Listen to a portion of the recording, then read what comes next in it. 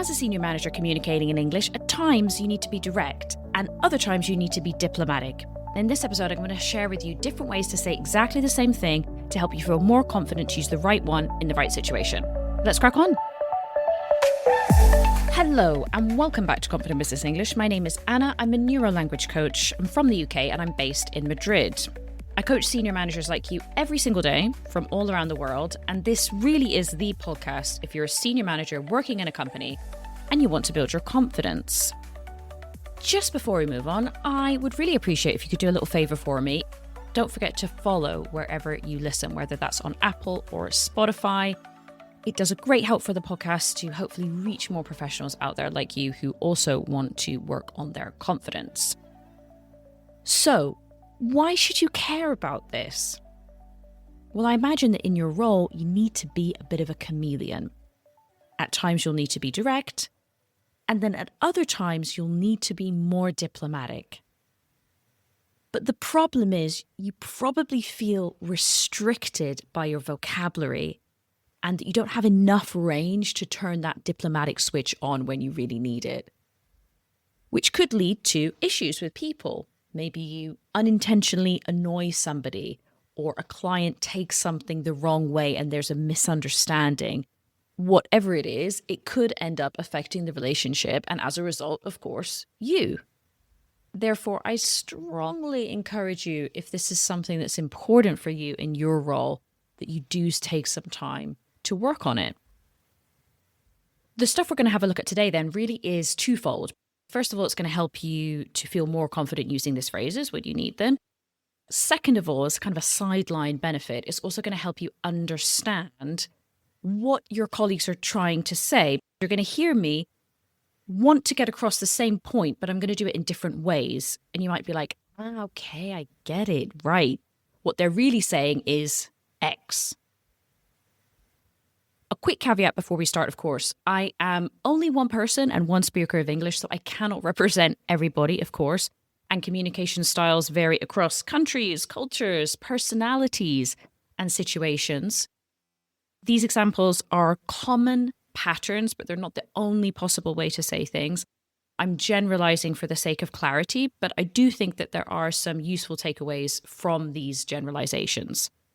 And to underline that point again, I'm not saying that being direct or being diplomatic is better or worse. They're just different tools that you can use in different situations. How this is going to work then, I'm going to give you some different contexts, very specific for your type of role that you'll probably come across in your day-to-day work. I'll give you a set of examples that go from direct to more diplomatic, and I'll go into detail about why that's the case and give you an opportunity to practice as well, out loud or in your head, wherever you are. The first situation then is timing. If something is taking too long, you've been there, you can imagine a situation, you're in your head, you're in a meeting and you're like, oh my goodness, we need to move forward. What can I say? Let's go from the most direct to most diplomatic, or least direct, you could say. I'm going to say them all together and I'm going to leave a little gap afterwards so that you can repeat the sentence. Let's start with the most direct one. This is taking too long. We need to move on.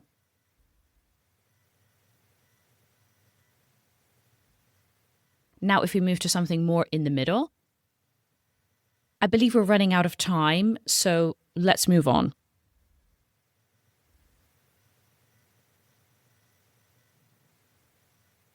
Next.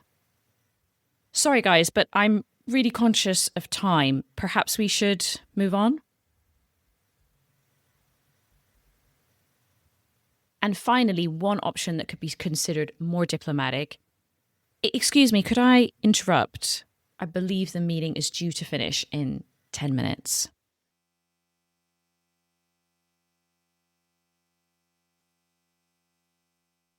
What about the first sentence was more direct? Well, it's a direct statement of the problem. This is taking too long. We need to. We're not trying to soften the message. There's no, I'm sorry, could we? No, we're just getting straight down to the point. It's urgent. It's a little bit blunt. It could be perceived as dismissive, but again, it totally depends on the context. There's always a time and a place for it. In the second option, we've got that let's phrase, which is a suggestion. That is a great way to move the conversation along because it's less confrontational, but you're still directing the conversation. In the third option, you would have heard me then insert something like an apology at the beginning. I'm sorry. That, of course, softens the interruption. That phrase, I'm really conscious of time, it's almost like a personal responsibility. So you're not blaming other people, even though it's absolutely their fault. And then that perhaps, you're hedging it. You're like, well, maybe we should move on. It's like, no, we absolutely should move on. But I framed it like a question and listen to my intonation. Perhaps we should move on. My intonation is rising, which makes it sound like more of a suggestion. It's more friendly, it's more collaborative. Again, you may find that that's the option you want to go for depending on the meeting. The last option then, we've got that polite interruption, excuse me, that question with the modal, could I interrupt? I believe the meeting is due to finish in 10 minutes. You're not giving any actual instructions. You're just making an observation, which then, of course, lets the group come to the conclusion that, oh, yeah, actually, we're finishing in 10 minutes, so we should probably wrap up. Extremely non-threatening and can be considered highly respectful if you ever were in those types of situations where you really didn't feel it was comfortable or appropriate to be more direct. Moving on, different context. Let's talk about feedback, because as a senior manager, you have to give feedback to lots of different people, your team, other departments, your peers. Let's go from direct to diplomatic. And again, I'll leave that space afterwards so you can practice out loud. In terms of backstory, we're talking about a piece of work that the team has done to include in a presentation the following day, and you are not happy with it. Let's just put it that way. Most direct option. This isn't good enough. We can't present it tomorrow.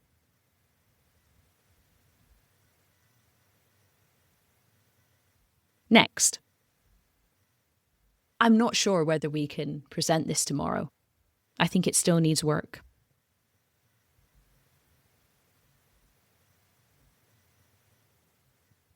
Next. John, I can see you've put a lot of effort into this, but I think we might need to present something else tomorrow.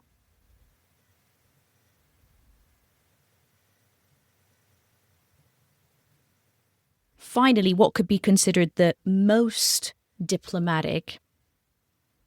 John, I really appreciate all your work on this. I'm just a bit concerned it may not be ready for tomorrow.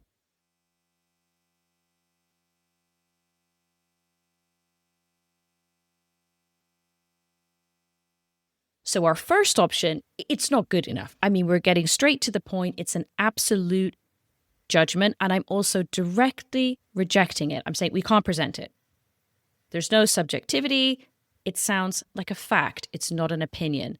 No empathy language or recognition of effort. This could potentially risk the other person being defensive or demotivating. But again, you have to judge the situation. It depends on the context. Sometimes direct things have to be said. Secondly, once you start moving into a more diplomatic world, then we're using some of that uncertainty framing. I'm not sure whether. It's like, no, I'm absolutely sure that we can't present this tomorrow. But again, you've got to play the game a little bit. I think makes it sound like an opinion rather than a fact. We're also focusing on the work, not the person. I think it still needs work, not I think you still need to do work on it. Small shift, different feel. We're still getting across the constructive criticism, but we're keeping it professional at the same time. Then as we move up further, we're getting into those, typical recognition phrases. I can see you've put a lot of effort into this, a lot of empathy, some validation in there. It still sounds like an opinion rather than fact, I think. And then one of the ways that we reduce the impact of the sentence is we say, we might need to present something else. Maybe. might need to, even though in your head you're thinking, wow, this is, I don't know what we're going to do. We have to present something else. But again, maybe in this situation, you don't feel that's the best approach because they might get defensive or they might get demotivated.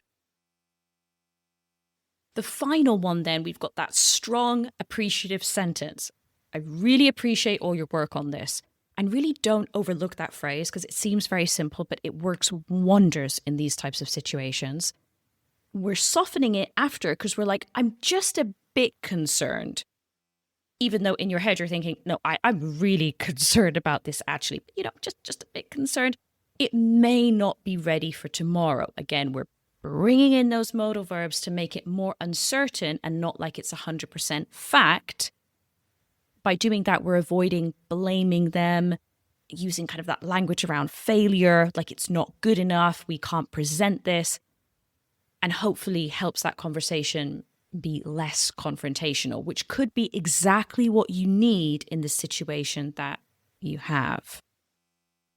By the way, as I said at the beginning, this also helps you to understand your colleagues, right? Because maybe somebody said something like this to you, and they're like, well, I'm just a bit concerned. It might not be ready for tomorrow. And you're thinking, well, it's not a big deal. I'm sure it'll be fine. But actually, it may be not guaranteed, but it may be actually they're trying to get across to you that, no, we really do need to change this. And I'm pretty concerned about it.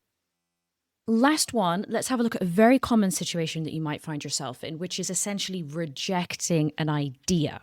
Somebody comes to you, they're really excited, they're like, oh, great. And you're like, yeah, I'm not sure actually this is the best way forward. Or maybe you're just like, this is an awful idea. How do you communicate that? Let's go from direct to diplomatic. Pause after the sentence so that you can repeat it. Most direct. No, I don't like that. It's not right for this.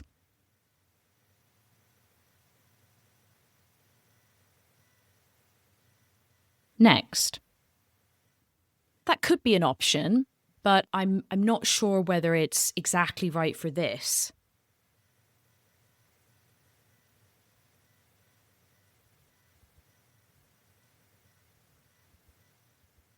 Finally, what could be considered the most diplomatic or least direct option? Okay, it could have legs, but perhaps we should discuss it further next week.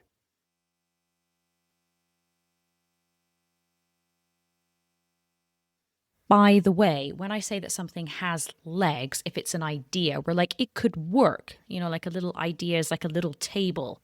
And if it has legs, well, that doesn't quite work, does it? Because tables don't walk. Okay, the idea is the person. And if they have legs, they can walk and they can move forward. That was a terrible analogy, so sorry. Anyway, you'll probably remember it now though, won't you? Anyway, what were we doing there? The first one was no. I don't like it. So immediate rejection, personal dislike, absolute judgment. It's not right for this. No softeners, no politeness markers, just right in there. Could be necessary. Could be right for the situation. Or you might actually shut down ideas by doing that. It could be demotivating. Who knows? It depends. Then we start to move into that softer, could, might be an option, and listen again to that uncertainty framing. I'm not sure whether it's right for this. In your head, you're like, I'm absolutely sure it's not right. But, as I said before, you don't want to shut them down. You don't want them to feel like they can't come to you with any more ideas. Finally, the most diplomatic option is where we even entertain that it could be a good idea, even though we know that it's not. It could have legs. Yeah, that's a good suggestion. And great, thanks so much. Why don't we pick it up next week? You're delaying having a more difficult conversation. It sounds like a more polite suggestion. And it may be just that you want to move on. You're like, I don't really want to talk about this right now. So let me just, we'll do that next week. Let's pick it up. Sounds good. And we can deal with that later. So you're joining that praise, which is, okay, it could have legs, with a very clear suggestion of the follow-up. Let's pick it up next week. All right, let's leave it there as an action for you to take away, because this podcast is supposed to nudge you to take action. Write down one of the phrases that you'd like to try out and put it into practice this week. Don't forget that if you love the podcast and it really helps you feel more confident with your English communication, you can sign up to my Friday newsletter. You will get a written summary of the points that I talk about on the podcast, as well as other tips that I don't share on here. If you want to sign up, go to the episode itself on whatever platform you're listening to, click more and find the link to sign up. Thanks again for squeezing in your business English training with me here on Confident Business English, and I will see you again same time, same place next week. Bye-bye.